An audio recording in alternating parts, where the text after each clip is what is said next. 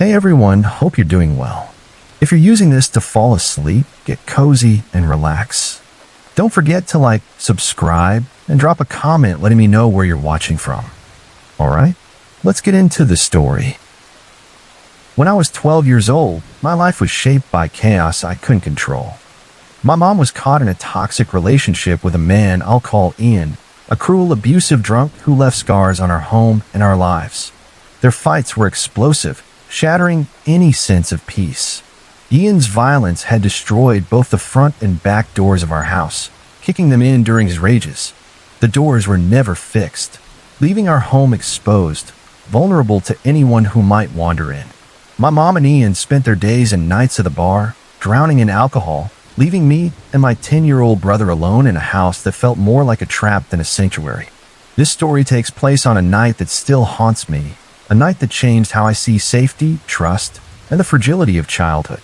My little brother was frail, always sick, his body weakened by constant illness and asthma that could spiral into terrifying attacks. At 12, I was small for my age, barely able to protect myself, let alone him. But I was all he had in those moments when the world turned dark. It was around midnight or 1 a.m., and my brother and I were holed up in his bedroom, the door closed, playing a game on his PlayStation. The glow of the screen and the hum of the console were our escape from the emptiness of the house. We were laughing, lost in our little world, when a strange noise cut through the air. It was faint but wrong, something unnatural that made my skin prickle. My brother didn't seem to hear it, and I didn't want to scare him. He was so fragile, emotionally and physically, and I knew how easily fear could trigger his asthma. So I played it off, keeping my voice light. "Hey, I'm gonna grab us some drinks," I said, forcing a smile.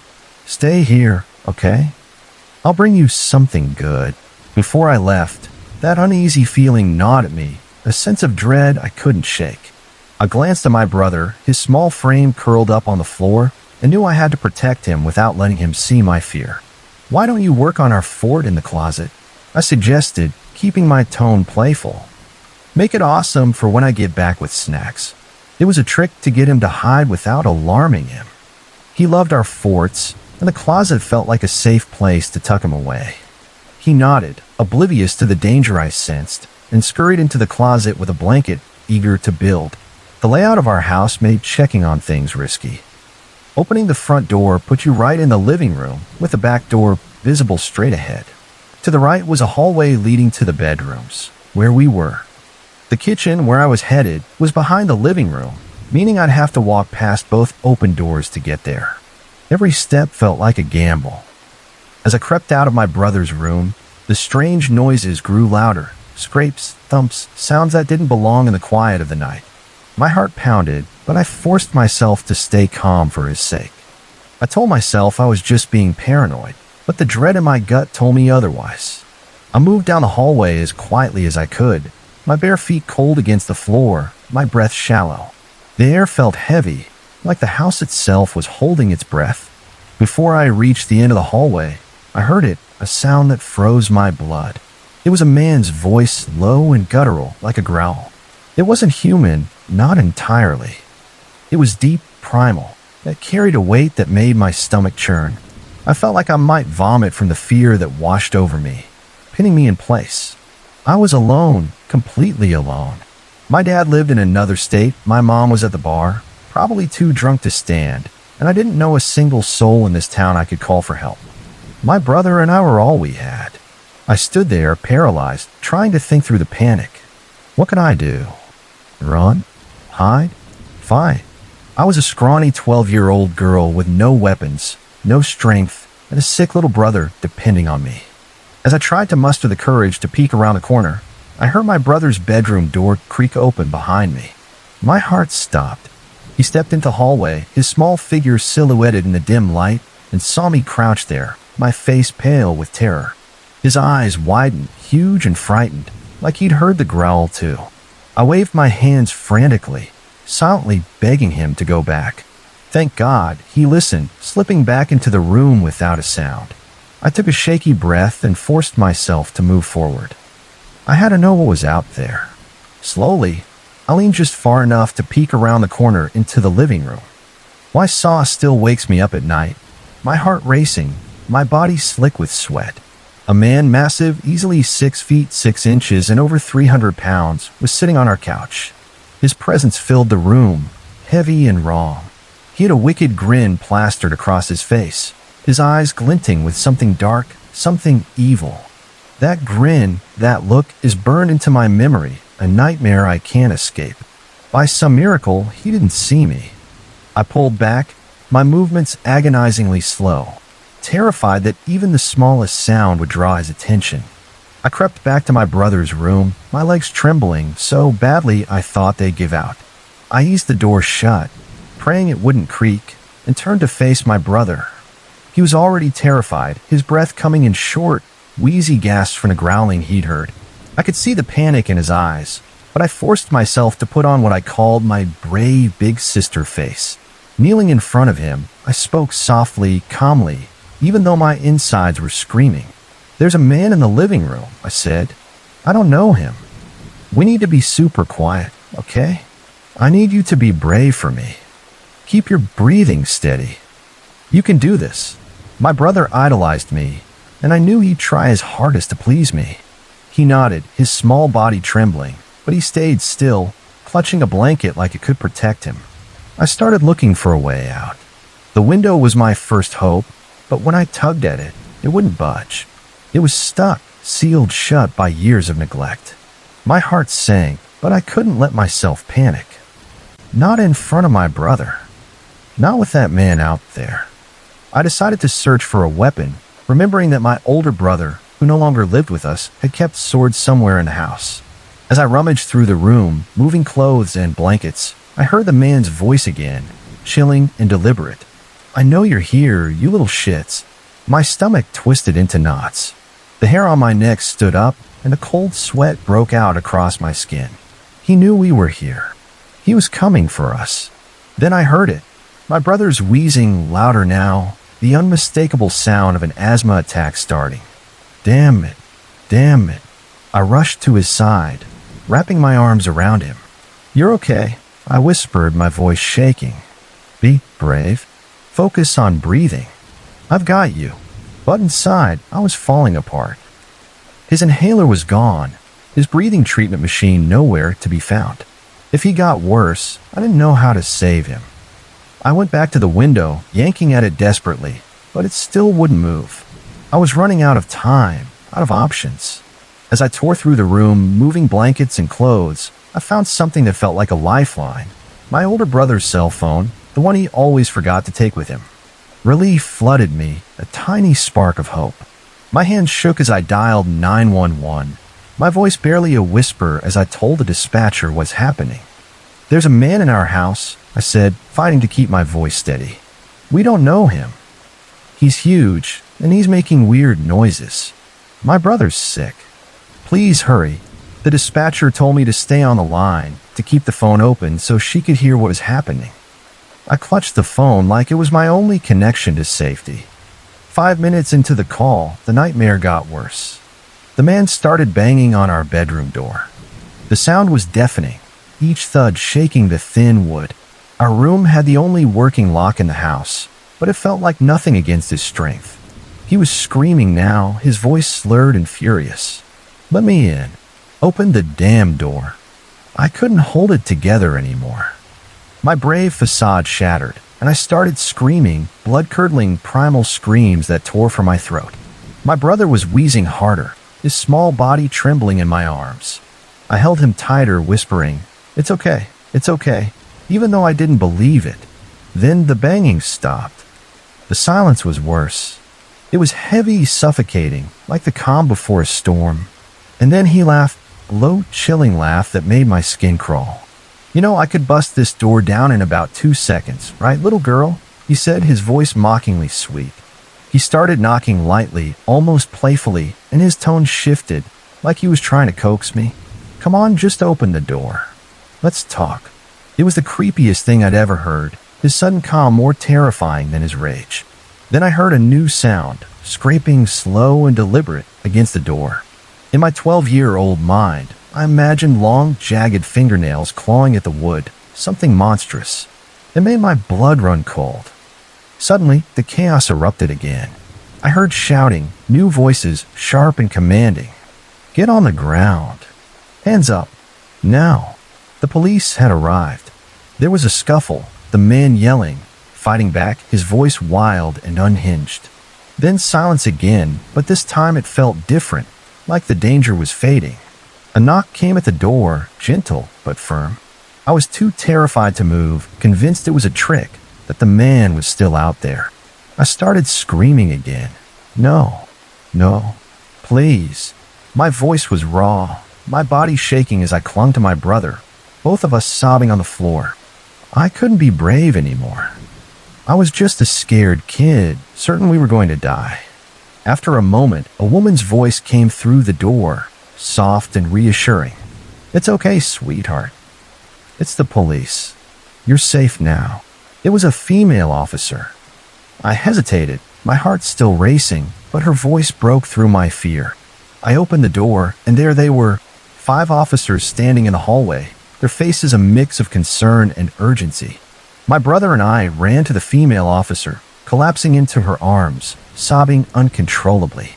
We were shaking, our bodies racked with the terror we'd been holding in.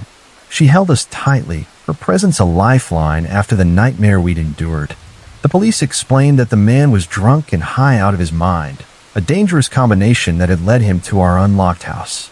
They walked me out to where he was, now in handcuffs, and asked me to stand in front of him. Do you know this man? They asked. I shook my head, my eyes locked on his. He was massive, his brown eyes bloodshot and filled with a hatred that made my stomach turn. That growling noise he'd made, the wicked grin, the pure horror in my brother's eyes, it all came rushing back. I'll never forget that moment, standing in front of him, feeling so small but somehow still alive. My mom and Ian were called, and the police investigated them for leaving us alone in a house with broken doors. It was a wake-up call from my mom. She's a different person now, sober, married to a cop, a far cry from the woman who left us that night. Years later, she told me something that made my blood run cold. The man had been carrying a huge knife. That's what he'd been scraping against the door. He also had rope, tape, and a tarp. The thought of what he might have planned still sends shivers down my spine. I don't know why he didn't break down the door. It was so thin, one kick would have done it. That question haunts me, a lingering what if that fuels my nightmares. Those nightmares still follow me. My husband doesn't understand why I get so furious when he leaves our door unlocked at night. I work third shift, and coming home to an unlocked door sends me into a panic. I have to check every room, every closet, every corner where someone could be hiding. I have 2 kids now, and I'll do anything to make sure they never experience the terror I did. That night, at 12 years old, I learned what it means to be truly helpless and what it takes to survive for the sake of someone you love. It all kicked off when my college buddy Matt and I decided to ditch class for a day and squeeze in one last weekday dirt biking trip before winter shut down the season. We'd been craving some serious trail time, and Paranormal County was calling our names. We'd ridden in the area before, tearing up our usual spots, but this time we wanted something different. A friend had tipped us off about a lesser-known trail, one that promised a killer ride without the crowds. So early Tuesday morning, we loaded our bikes into the truck, printed out a map of the logging roads and official dirt bike trails in the area, and hit the road. Let me be clear, we're not reckless. We only ride on public land where it's legal, and we checked that this spot was fair game. Traffic was light, so we made it to our planned parking spot in just an hour and a half. That gave us plenty of daylight to burn, which was perfect. Our bikes had headlights, and we'd agreed that a little darkness wouldn't kill our vibe if the ride stretched late. We were pumped, ready to carve up the trails and soak in the thrill. We unloaded the bikes, locked the truck, and rode along the highway shoulder for about half a mile before turning onto an old logging road. The trailhead we were aiming for was supposedly 10 miles down this road, a winding, rutted path that hadn't seen maintenance in years. We were probably 6 or 7 miles in, kicking up dust and pushing our bikes hard, when we heard it, a loud, roaring engine behind us. Out of nowhere, this beat-up piece of junk truck came barreling down the road. It swerved dangerously close, nearly clipping Matt before it sped past me too. The The driver didn't even slow down, disappearing around the next curve as fast as he'd appeared. We weren't exactly crawling along. I glanced at my tachometer just before it happened, and we were hitting 37 miles an hour. Pretty damn fast for a crumbling logging road. That guy was driving like a maniac. Matt pulled over to the side and killed his engine, his face red with anger. I stopped beside him, and he didn't hold back. "Did you see that damn idiot?" he shouted, his voice shaking with adrenaline. That jerk almost killed me. We were both rattled, but we didn't want to let it ruin our day. Since we'd stopped, we took a quick break, chugged some water, and tried to shake off the near miss. After a few minutes, we fired up our bikes and got back to it, determined to find the trail and have our fun. We reached the trailhead, and let me tell you, it was worth the hassle. The trail was everything we'd hoped for, technical enough to keep us on our toes, but not so brutal it stopped being fun. The ground was damp from recent rain, giving the tires just enough grip without turning into a muddy mess. The views were unreal, rolling hills, dense forests, and the kind of quiet you only get far from civilization. We were in our element, weaving through trees, leaning into turns, and feeling the rush of the ride. After a while, we hit a fork in the trail. Two offshoot paths branched off, one climbing up the hill we were facing, the other dropping to the right toward a small valley. Both were marked with crude, hand-painted plywood signs propped against trees, reading such and such creek. We pulled out our map and figured one trail went over the hill, while the other looped down into the valley and around. Matt wanted to take the high route. I was curious about the low one. "Let's split up and meet at the creek," I suggested. He nodded, and we went our separate ways, engines roaring as we tackled our chosen paths. My ride was solid for the most part. The trail got steep and gravelly in spots, forcing me to focus on every turn, but it was manageable. As I descended into the valley, the trees thickened, forming a tunnel of green around me. Up ahead, I could see a clearing where the forest opened up, and I heard what I thought was Matt's bike in the distance. My heart lifted, thinking he'd beaten me to the creek. But as I broke through the trees into the open, I realized I was dead wrong. The sound wasn't a dirt bike. It was a gas-powered generator, chugging away next to a rickety shack made of plywood and 2x4s. The structure had no windows, just a sagging overhang where an old stove was set up, hooked to the generator. A massive soup pot was boiling on the stove, and the air reeked of something sharp and chemical. Scattered around the shack were empty bleach containers, their labels faded but unmistakable. My stomach twisted as I put it together. This wasn't some innocent campsite. It looked like a damn meth lab. I killed my engine, hoping whoever was inside would hear me and know I wasn't sneaking around. I edged closer, but not too close, staying about 50 yards out. Even from that distance, the bleach smell stung my nose, and I could see steam rising from the pot. Before I could decide what to do, a guy burst out from behind the shack, a shotgun clutched in his hands. He was wild-eyed, his face twisted with rage, and he was staring at the woods on the far side of the clearing. "What the hell do you think you're doing?" he screamed, his voice echoing across the open space. At that moment, I heard Matt's bike roar to life. He came tearing out of the tree line beyond the shack, his engine screaming as he gunned it toward me. His face was pale, his eyes wide with panic. "He's got a gun," he yelled, his voice cutting through the air. "Get the hell out of here." My heart slammed against my ribs. I kicked my bike to life. Thank God it started on the first try, spun it around, and took off after Matt, back the way I'd come. I've never ridden so fast in my life, especially not on a trail that's steep and technical. The gravel slipped under my tires, the trees blurred past, and every jump and turn felt like it could be my last. But somehow we stayed upright, pushing our bikes to their limits. We didn't look back, didn't dare slow down, not with that guy and his shotgun behind us. The trail seemed to stretch on forever, every second filled with the fear that we'd hear that truck engine again, or worse, a shotgun blast. We made it back to the logging road and then to the parking lot in just under an hour, our bodies shaking from adrenaline. But our relief was short-lived. The parking lot wasn't empty anymore. That same piece of junk truck was there, parked near our truck. The driver was leaning against it, staring at us with a look that made my skin crawl. We didn't say a word, just started loading our bikes as fast as we could, our hands fumbling with straps and locks. The highway was close enough that we figured he wouldn't try anything stupid, but we weren't taking chances. We jumped in the truck and peeled out, but the guy followed us. His truck stayed right on our tail, weaving through traffic for over an hour. My heart was in my throat the whole time, my eyes flicking between the road and the rearview mirror. We finally lost him at a stoplight, his truck caught behind a line of cars as we gunned it through an intersection. Even then, we didn't relax until we were sure he was gone. We called the local police as soon as we felt safe, explaining everything: the shack, the bleach, the shotgun, the guy chasing us. But they brushed us off. If we investigated every report like this, we'd never get anything done, the officer said, his voice flat. It was infuriating, but there was nothing we could do. That day changed something for us. We haven't been back to Paranormal County since, and I don't think we ever will.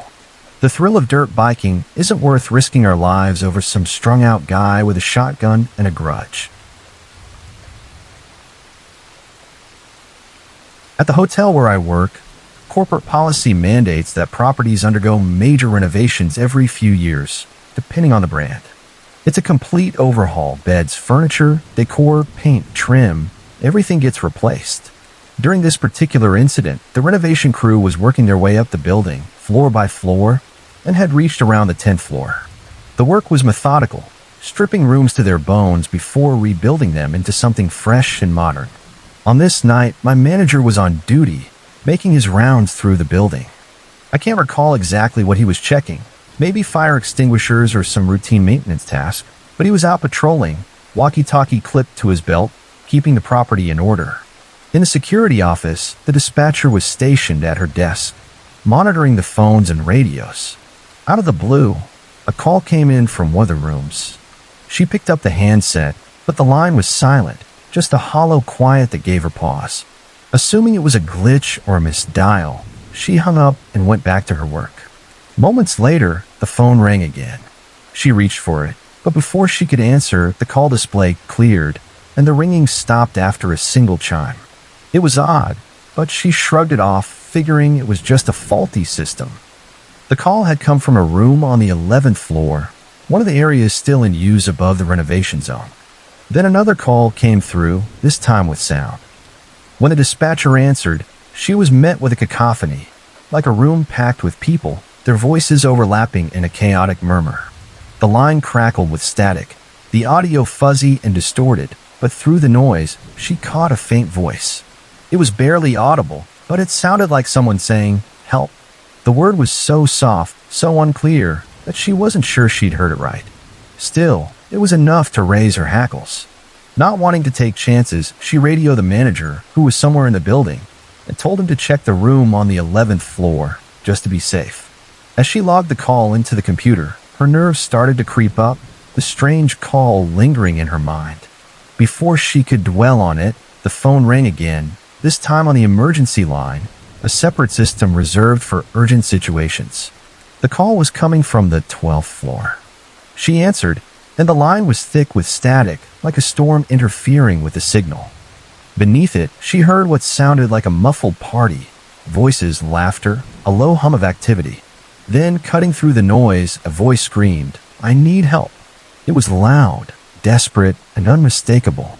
Her pulse quickened as she relayed the call to the manager, her voice tight with urgency.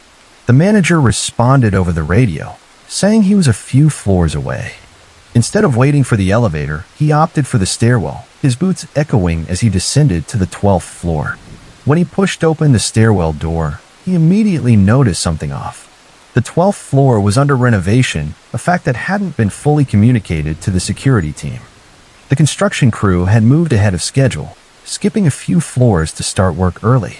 The hallway was a mess: drop cloths, exposed drywall, tools scattered about, the air thick with the smell of sawdust and fresh paint. He radioed the dispatcher to confirm the room number, his voice steady but curious. Before heading to the room, he flagged down one of the lead maintenance workers on the floor. Safety in numbers, sure, but the maintenance guy also knew the renovation schedule and which rooms were being gutted. Together, they made their way to the room in question, navigating the cluttered hallway. When they reached it, the manager pushed the door open and stopped dead in his tracks. The room was completely torn apart, No furniture, no carpet, just bare walls and subflooring. Wires dangled from the ceiling where light fixtures had been removed. Most importantly, there was no phone. Not a single piece of electronics remained. He grabbed his walkie-talkie, not the Secret Service earpiece kind, just a standard open-channel radio, and called the dispatcher. "There's no phone in this room," he said, his tone a mix of confusion and irritation. He exchanged a glance with a maintenance guy, who looked equally puzzled. As the manager started explaining why he was there, the dispatcher's voice crackled over the radio, cutting him off. "I'm getting another call from that room right now," she said, her voice edged with disbelief. In the background, the manager could hear the faint sound of a phone ringing through her headset. He froze, his eyes darting around the empty room. "I'm telling you, there's nothing here," he repeated, his voice firmer this time. "No electronics, no phone, nothing." The maintenance guy, now visibly unnerved, pulled out his cell phone and called the security office to back him up. "This room's being worked on," he told the dispatcher. "It's empty. Completely stripped." As he spoke, another call came through from the same room. The dispatcher, now frazzled, hung up with the maintenance guy and put the room's call on speaker, patching it through to the manager's radio so he could hear it for himself. The sound that came through was chilling, static, thick, and hissing, with faint voices buried in the noise, like a distant crowd. The manager's face paled. He didn't wait for the dispatcher to say anything else. "Screw this," he muttered to the maintenance guy, his voice low but resolute. "We're getting out of here. If someone needs help that bad, they can call the damn police." The maintenance guy didn't argue. He was already halfway out the door. They turned and left the room, their footsteps quickening as they headed back to the stairwell, the eerie call still ringing in their ears. When I heard this story later, I couldn't help but laugh, though it wasn't because I thought it was funny. It was a nervous, involuntary reaction, my brain's way of processing something I didn't know how to handle. The whole thing was just too weird, too unexplainable. A phone call from a room with no phone. Static-filled voices crying for help. It didn't add up, and the manager and dispatcher had no answers. They were shaken, and honestly, so was I just hearing about it. As they were leaving the 12th floor, they spotted a housekeeper pushing her cart down the hallway. The manager flagged her down, still rattled, and asked if she knew anything about the room. Her response made my skin crawl. She said she'd gotten calls from that room before, even when it was empty, with no guests checked in.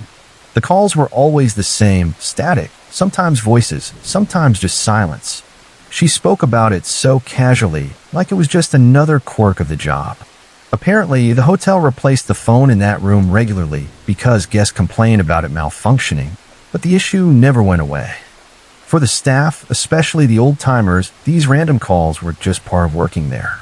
They'd gotten used to it, whether the calls were static-filled or eerily clear. I've always felt uneasy on the 12th floor, even before this incident. There's just something off about it, heaviness in the air that I can't explain. I try to avoid it whenever I can, sticking to other parts of the hotel. But this story stuck with me, especially after a guest staying in that same room asked me something strange. He was a middle-aged guy, nothing out of the ordinary, but he pulled me aside one day and asked if the hotel had timers on the curtains. I must have looked confused because he explained that his curtains kept moving, opening or closing on their own during his stay. I told him no, we don't have anything like that. No hotel I've ever heard of puts timers on curtains. He just nodded, but the look in his eyes told me he didn't quite believe it was nothing. That room, that floor ascendingly, I can't shake the feeling that something's not right about it. The calls, the voices, the curtains, it's all too much for me to brush off. I don't know what's going on in that room, but I'm not eager to find out. This happened when I was about 14 years old, growing up in a small town in Germany with around 6,000 residents. It was a quiet place, the kind where everyone knew each other, and life moved at a slow, predictable pace. I had a boyfriend who lived in the same city as my school, about a 15-minute train ride from my hometown. After school, I'd often head straight to his place, spending afternoons at his parent house before catching the evening train back home. It was a routine I'd grown comfortable with, even if it meant getting home late. On this particular evening, it was the end of summer, and the days were still long, with the sun lingering well into the evening. I boarded the 7:45 p.m. train from my boyfriend's city to my town, the carriage bathed in the warm, golden light of late daylight. The ride was uneventful, just the familiar hum of the train and the blur of fields passing by. By the time the train pulled into my hometown station, though, the sun had begun to dip below the horizon, painting the sky in hues of orange and purple. The light was fading fast, but I wasn't worried. It was only a 10-minute walk from the station to our house, a path I'd taken countless times, even at night. I stepped onto the platform and started walking, my sneakers scuffing against the pavement. The streets were empty, which wasn't unusual for this hour in our small town. Most people were already home, tucked away for the night. I was alone, or so I thought, until I heard it, a faint sound behind me, like footsteps echoing in the distance. I glanced over my shoulder and saw a tall, lanky figure dressed head to toe in black, strolling casually along the sidewalk. He was far enough away that I couldn't make out his face, but something about him sent a chill through me. He didn't seem to be following me, not exactly, but my gut twisted with unease, a primal warning I couldn't ignore. I tried to shake it off, telling myself I was being paranoid. To play it cool, I adjusted my backpack and kept walking, forcing my steps to stay steady and relaxed. But then I remembered a trick I'd read somewhere. If you think someone's following you, cross the street to see if they do the same. It sounded clever at the time, so I casually crossed to the other side of the road, glancing at a shop window to avoid looking suspicious. My heart sank when I saw him cross too, his long legs keeping a steady pace. I crossed back to my original side, hoping I was wrong. He followed suit, mirroring my every move. There was no denying it now. This guy was definitely tailing me. He was closing the distance, not aggressively, but enough to make my pulse race. I cursed myself for trying that street crossing trick. All it had done was confirm my fears and probably tip him off that I knew he was following me. My mind raced, replaying every warning I'd ever heard about walking alone at night, but I pushed the panic down. I was almost at the bottom of the hill that led to our house. Just a short climb, a few more steps, and I'd be in our driveway where motion sensor floodlights would light up the yard like a beacon. I could see safety ahead, and it gave me a flicker of hope. The lanky guy was still behind me, his footsteps steady and deliberate, as I reached the top of the hill. My house came into view, its familiar outline a comfort against the darkening sky. I quickened my pace, my eyes fixed on the gate to our driveway. The motion sensor lights flicked on, bathing the yard in bright, reassuring light. I was so close, just a few more steps, and I'd be safe inside. I reached for the gate, my fingers brushing the latch, when suddenly he was there, right behind me. In a heartbeat, everything changed. His hand clamped onto my upper left arm, his grip like iron, yanking me back. Before I could scream, his other hand slammed over my mouth, his fingers pressing down hard on my jaw, forcing it open. The pressure was excruciating, pinning my head in place. He was stronger than he looked, his lanky frame deceivingly powerful. He started tugging at my backpack, trying to rip it off my shoulders, then grabbed at my jacket, his movements frantic and forceful. He pushed me downward, trying to force me to the ground, his breath hot and ragged as he muttered words in Russian, low and breathy, like a predator closing in. For a moment, I was frozen, my mind reeling in shock. My thoughts spiraled into the darkest places. This is it. He's going to rape me right here. Drag me off somewhere. Maybe traffic me to Russia. The fear was paralyzing, rooting me to the spot as his hands tore at my clothes. But then something snapped inside me. Adrenaline surged through my veins, raw primal instinct to fight back. I've been going to the gym, building strength through leg presses and workouts, and now that training kicked in. I pushed against him with everything I had, my legs straining as I resisted his attempt to shove me down. He was strong, but I was determined, and I managed to hold my ground, keeping myself upright. I tried to bite his hand, desperate to break free, but his grip on my jaw was too tight, locking my mouth open. So I did the only thing I could think of. I licked his palm, slobbering all over it, hoping it would disgust him enough to let go. It worked. His hand jerked back, and he stumbled away from me, just enough for me to spin around and face him. Our eyes locked, his face pale and shadowed in the floodlights, his expression a mix of surprise and anger. Rage boiled up inside me, drowning out the fear. "You asshole!" I screamed, my voice raw and defiant, echoing through the quiet street. To my shock, he didn't come at me again. Instead, he turned and bolted, his long legs carrying him down the hill and into the darkness. I stood there, trembling, my breath coming in sharp gasps, watching him disappear. The adrenaline that had saved me now left me shaking. My knees weak as the reality of what had just happened sank in. I fumbled for my house key, my hand so unsteady I couldn't get it into the lock. Tears streamed down my face, my jaw throbbing from his grip. In a panic, I rang the doorbell, my sobs choking out any words as my mom opened the door, her face shifting from confusion to alarm when she saw me. I collapsed into her arms, crying so hard I couldn't speak, the pain in my jaw radiating with every sob. It took a while before I could stammer out what had happened, the words tumbling out between gasps. My mom held me tightly, her own fear mirroring mine as she called the police.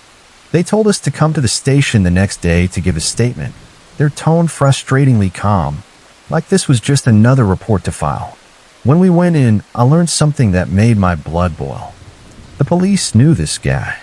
He was a local creep, infamous for lurking around town and following people, but I was the first girl he'd physically attacked. Infuriatingly, they did nothing about it. Their advice? Call us if it happens again. That was it. No arrest, no consequences, just a shrug and a suggestion to stay vigilant. The attack changed me. From that day on, I carried pepper spray everywhere, my fingers often twitching toward it whenever I felt uneasy. I'll admit, I might have been a little trigger-happy with it, spraying anyone who seemed remotely suspicious, my trust in strangers shattered. A few months later, I saw the creepy Russian guy again while walking home from a friend's house in broad daylight. My heart stopped when I spotted him, his lanky frame unmistakable even from a distance. I didn't hesitate, I turned and ran, my legs pumping until I stumbled across a family out for an afternoon walk. They must have seen the panic in my eyes because they kindly escorted me home, their presence a shield against the fear that gripped me. Looking back now, years later, I realized just how messed up that situation was. At 14, I didn't fully grasp the danger I'd been in, but as an adult, it's chilling to think about what could have happened. I'm still angry at the police for their apathy, dismissing a violent attack like it was no big deal. And I'm baffled that my mom ever let me out of her sight again, though I know she was just trying to keep life normal for me. That night left scars, not just on my jaw but on my sense of safety, a reminder of how quickly the world can turn dark when you least expect it.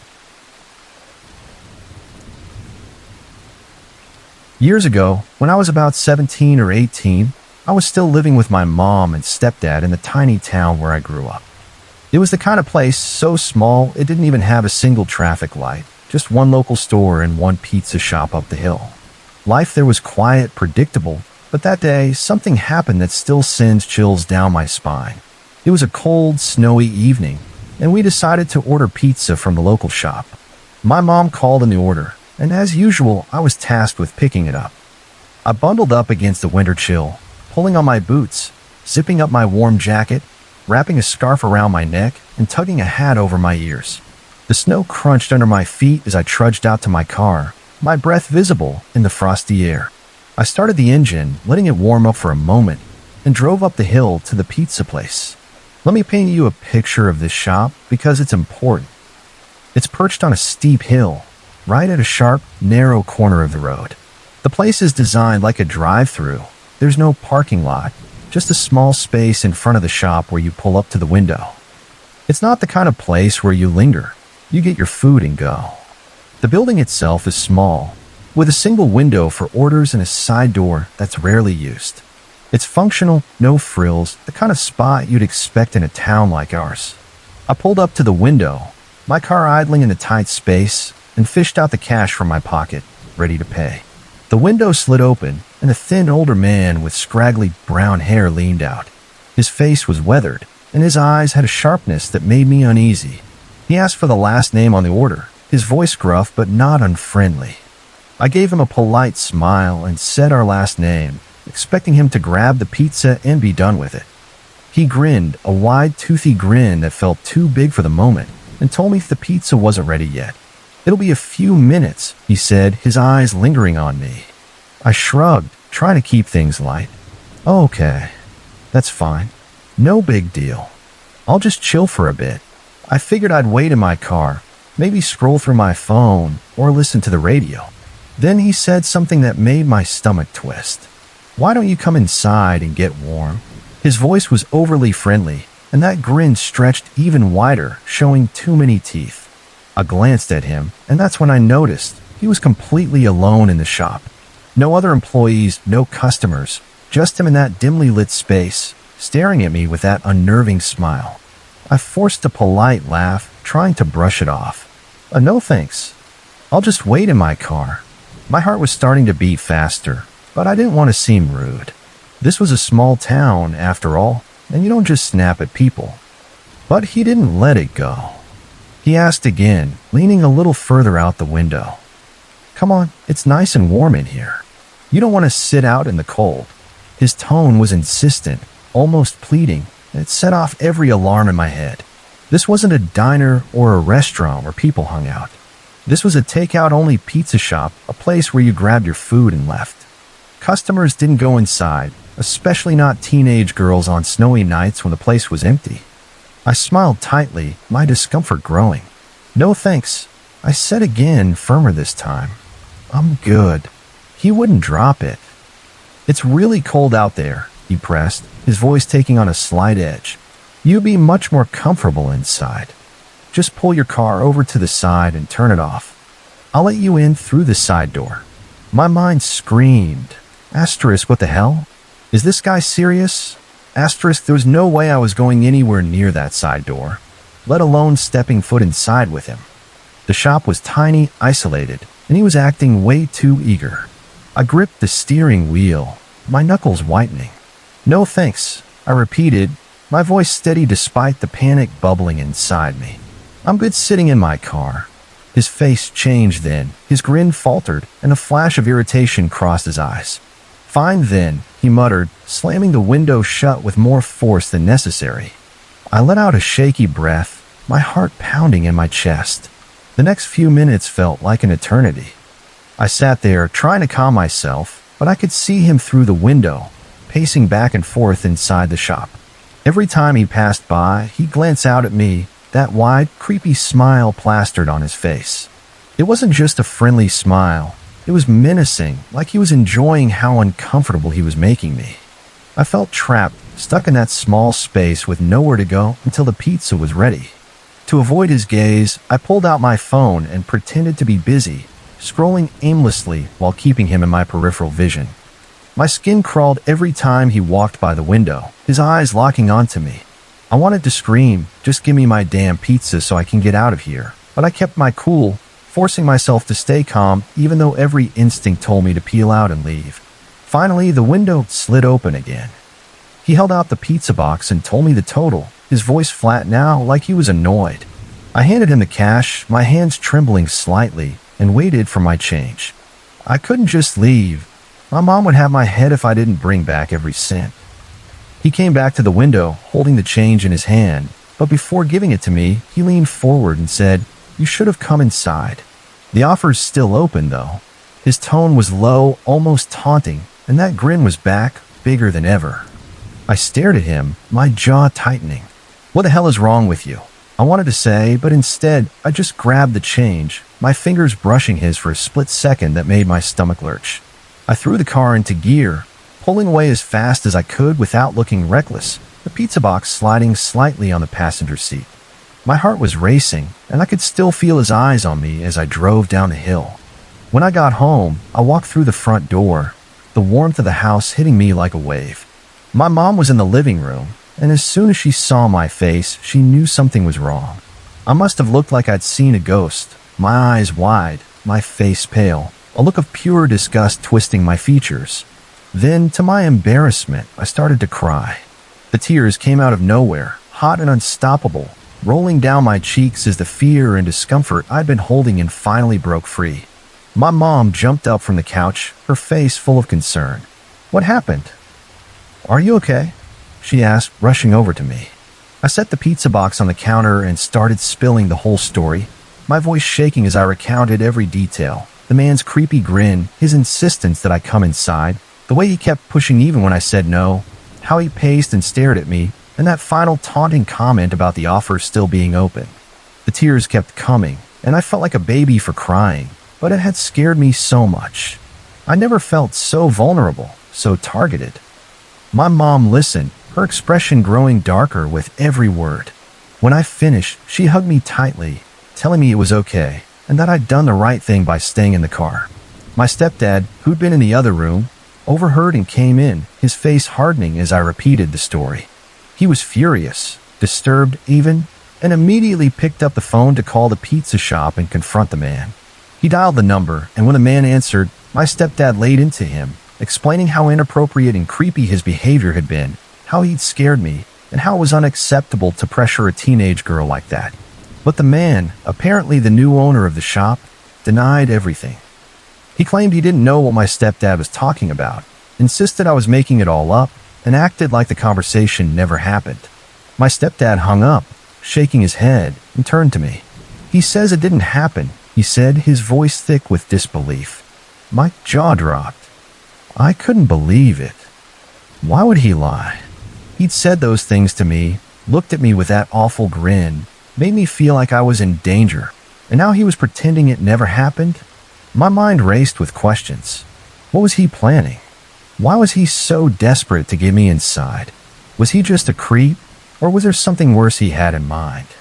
The thought made my skin crawl. That night shook me to my core. For a long time, I refused to go back to that pizza shop. Even now, 9 years later, that man still owns the place. Every time I think about it, I wonder how many other girls he's tried to lure inside with that same creepy grin. How many times he's lied to cover his tracks. It gives me shivers just thinking about it. The memory of that snowy night, his pacing silhouette in the window, and that menacing smile still haunts me, a reminder of how quickly a routine errand can turn into something terrifying. It was Halloween night 2009, and I had just turned 21. The crisp autumn air carried the scent of fallen leaves and pumpkin spice, but I wasn't in the mood for festivities. My friend Casey, however, was buzzing with excitement about a costume-themed party she'd been invited to, and she was determined to drag me along. Normally, I never turn down a good party. Music, drinks, and a chance to let loose were usually right up my alley, but that night, I just wasn't feeling it. I wanted to stay home, curl up on the couch with Casey, munch on unhealthy snacks, and maybe binge-watch a couple of scary movies to match the Halloween vibe. But Casey wasn't having it. She insisted we go, her enthusiasm infectious, and somehow she convinced me to get ready and join her. The party was costume-themed, but I didn't have the energy or the resources to put together an outfit. I didn't own any costumes, and the idea of scrambling to find something felt like too much effort.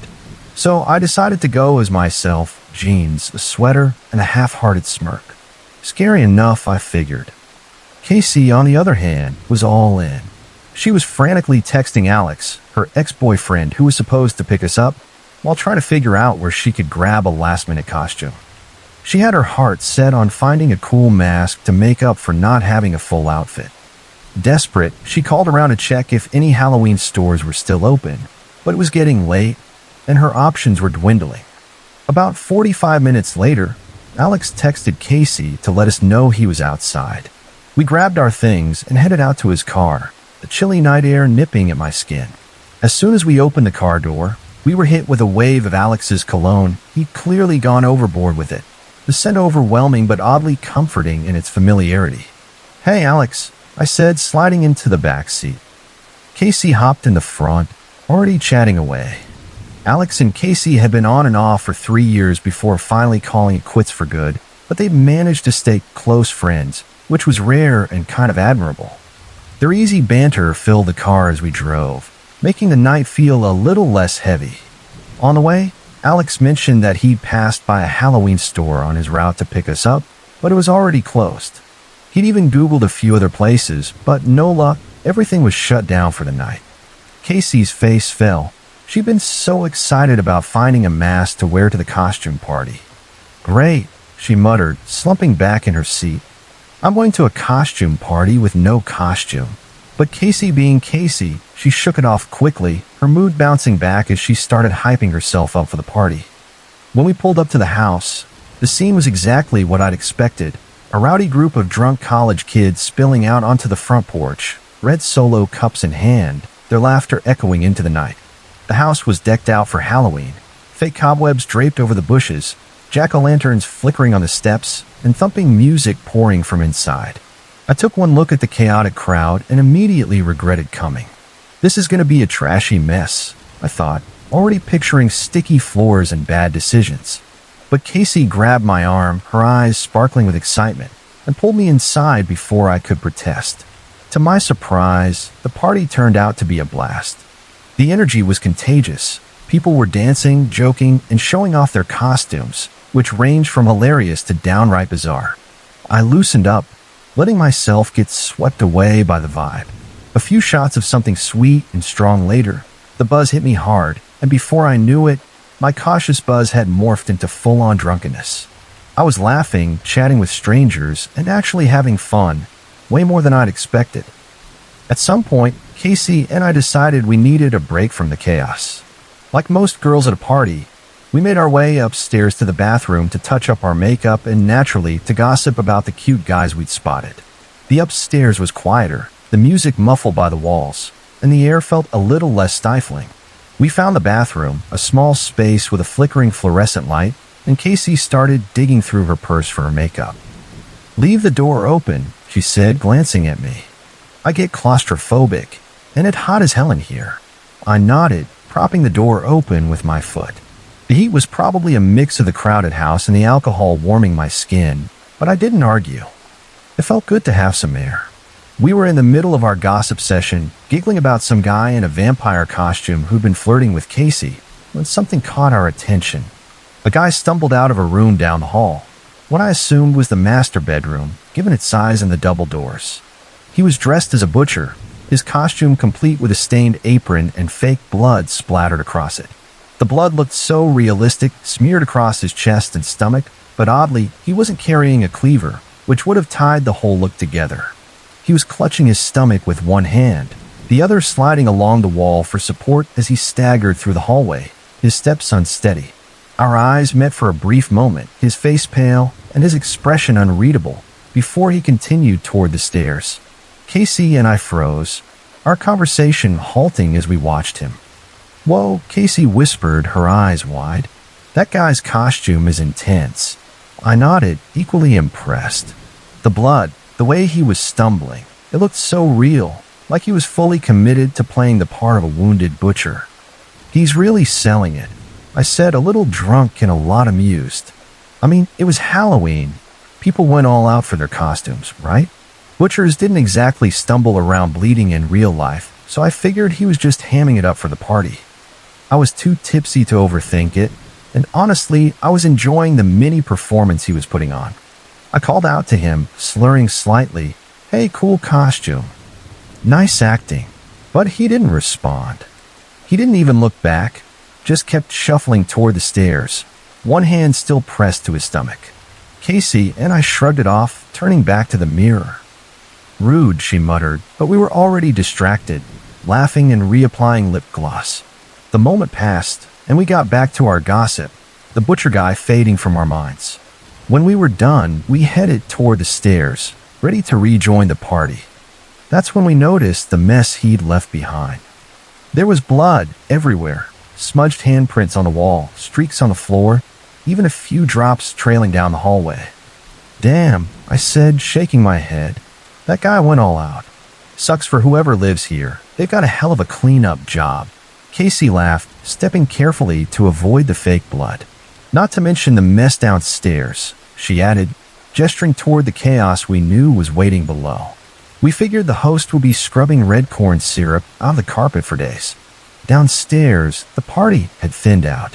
It was around 2 a.m., and most people had either left or crashed on the couches, sprawled out with empty cups still in their hands. The energy had shifted from wild to sleepy, and I was starting to feel the weight of all those shots. Casey pulled out her phone to text Alex, asking where he was so he could take us home. He replied that he was out on the front porch smoking a cigarette and told us to come outside if we were ready to leave. We grabbed our jackets and headed out, weaving through the stragglers and stepping over spilled drinks. The next day, I woke up with a pounding headache and a vague memory of the night before. My phone buzzed with a text from Casey, asking if I remembered the butcher guy we'd seen upstairs. Yeah, I replied, my mind flashing back to his bloody apron and dramatic stumbling. Why? What she told me next hit me like a punch to the gut, and even now it haunts me. Casey said a friend of hers knew the guy and had filled her in on what really happened. Apparently, the butcher guy had gotten into a heated argument with a friend of his in the master bedroom. Something about drugs, though the details were fuzzy. The argument turned physical, and the two of them started fighting, throwing punches and causing a scene. The butcher guy had done some serious damage to his friend, beating him up pretty badly. But then, in a moment of desperation or rage, the friend pulled out a knife and stabbed him. When we saw the butcher guy stumbling out of that room, clutching his stomach, it wasn't fake blood on his apron. It wasn't part of his costume, and he wasn't acting. He'd been stabbed, bleeding out, fighting for his life as he staggered through the hallway. His friend, the one who stabbed him, was still in the master bedroom, badly injured from the fight. The blood on the walls, the handprints, the trail on the floor, it was all real. My stomach churned as Casey's words sank in. I'd seen a real stabbing, witnessed someone bleeding out, and I thought it was just a Halloween prank. Normally, I'd faint at the sight of blood. Real blood made me queasy, always had. But that night, I was so drunk and so convinced it was fake that I'd brushed it off, even complimented the guy on his performance. The thought that the stabber was still in that room, just feet away from where Casey and I were standing, made my skin crawl. What if we'd walked in? What if we'd gotten caught up in whatever mess they'd started? I don't know much about what happened after that night. Casey heard that the butcher guy survived, thank God, but she wasn't sure about his friend, whether he made it or not, or what kind of shape he was in. The whole situation was a blur of rumors and half-truths, and I didn't want to dig deeper. All I know is that I'm beyond grateful I didn't stumble into that bedroom or get any closer to whatever was going on. That night, I'd been inches away from something truly horrific, and I hadn't even realized it until it was over. The memory of that blood, so real, so vivid, still sends shivers down my spine, a reminder of how a fun Halloween party turned into a nightmare I'll never forget.